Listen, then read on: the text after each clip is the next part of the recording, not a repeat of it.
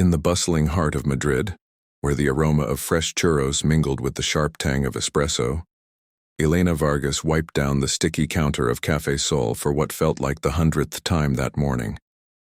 Her hands, calloused from years of serving endless streams of tourists and locals, moved with mechanical precision, but her mind wandered to the stack of unpaid bills waiting at home. At 32, Elena was a single mother to little Sofia, a bright-eyed 6-year-old who dreamed of becoming a ballerina. Life hadn't been kind to Elena. Her husband had left them 2 years ago, leaving her to juggle shifts at the cafe while scraping by on tips. But on this crisp autumn day, as the first rays of sun pierced the cafe's fogged windows, Elena spotted something unusual: a sleek black leather wallet wedged between 2 bar stools, forgotten by a hurried customer. Her heart skipped a beat. She picked it up gingerly, feeling the weight of it in her palm.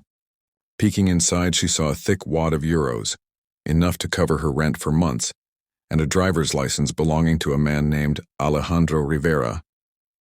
The photo showed a sharp-featured man in his 50s with silver-streaked hair and an air of quiet authority. Elena's first instinct was to pocket it. After all, who would know? Sofia needed new shoes, and the electricity bill was overdue again. But then she thought of her grandmother's words, etched into her soul from childhood. La honestidad es el único tesoro que nadie te puede robar. Honesty is the only treasure no one can steal from you. With a deep breath, she slipped the wallet into her apron pocket, not to keep it, but to safeguard it until she could find its owner. The cafe's owner, Señor Ramirez, a gruff man with a perpetual scowl, noticed her distraction immediately. "Elena, stop daydreaming. Table 5 needs their paella," he barked from behind the register. She nodded, serving the customers with her usual warm smile, but her mind raced. During her break, she dialed the number listed on a business card inside the wallet. Alejandro Rivera, CEO of Rivera Enterprises, a massive real estate firm. No answer. She left a voicemail, her voice steady despite the nervousness bubbling inside. "Señor Rivera, this is Elena from Café Sol. I found your wallet. Please come by to pick it up." Hanging up, she felt a quiet pride swell in her chest. It was the right thing to do. As the lunch rush peaked, a well-dressed man strode into the cafe, his polished shoes clicking against the tiled floor. It was him, Alejandro Rivera, looking every bit the millionaire the internet search on her phone had revealed him to be. Elena's pulse quickened as she approached him.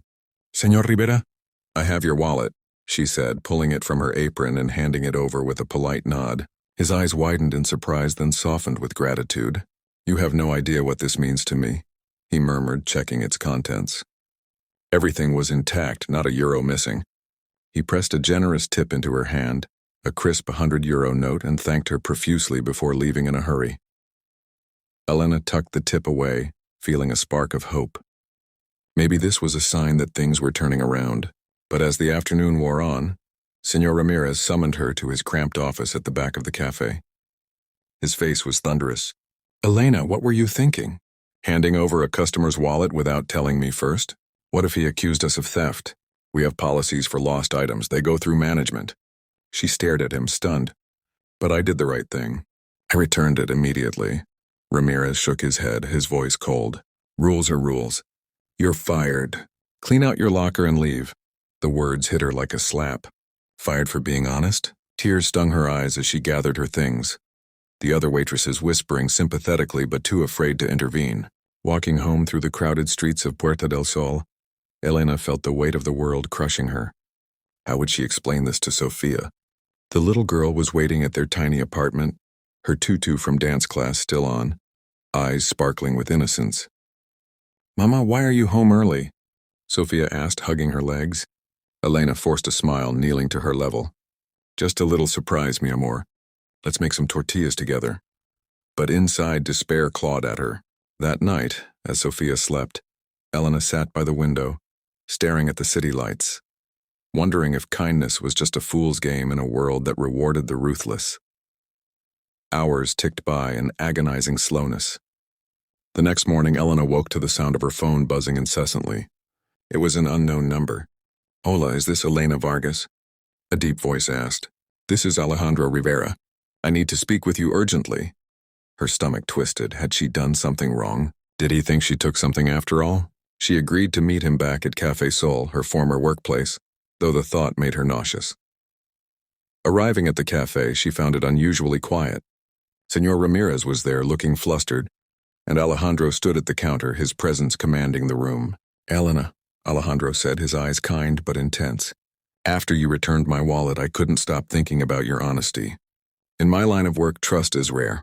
But then I learned from one of your colleagues that you were fired because of it." Elena's cheeks burned with embarrassment. "It was nothing, senor. I just did what anyone would do." Alejandro shook his head. "No, not anyone. And that's why I'm here." He turned to Ramirez, who shifted uncomfortably. "I've just bought this cafe. Effective immediately." The room gasped, Elena included. Ramirez's face paled. "What, but why?" Alejandro's voice was firm. "Because I believe in rewarding integrity. Elena, you're not just rehired, you're the new manager. And Ramirez, consider this your notice.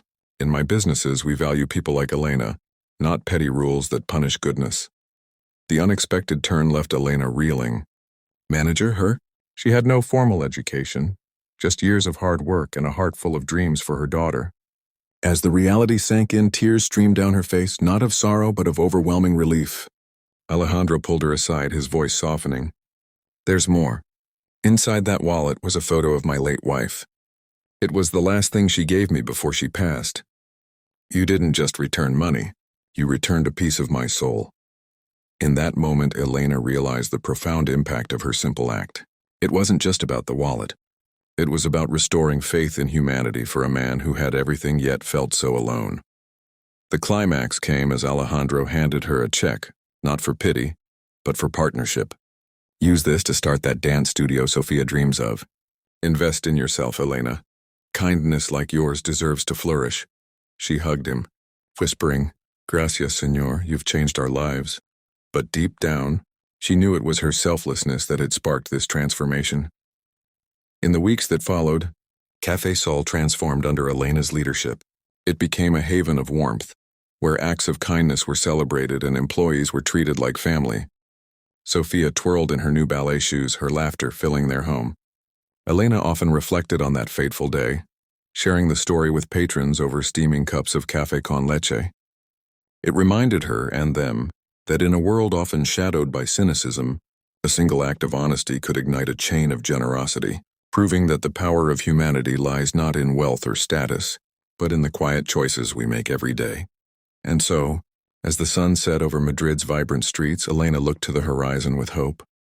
Her story became a whisper of inspiration, echoing across Spain and beyond.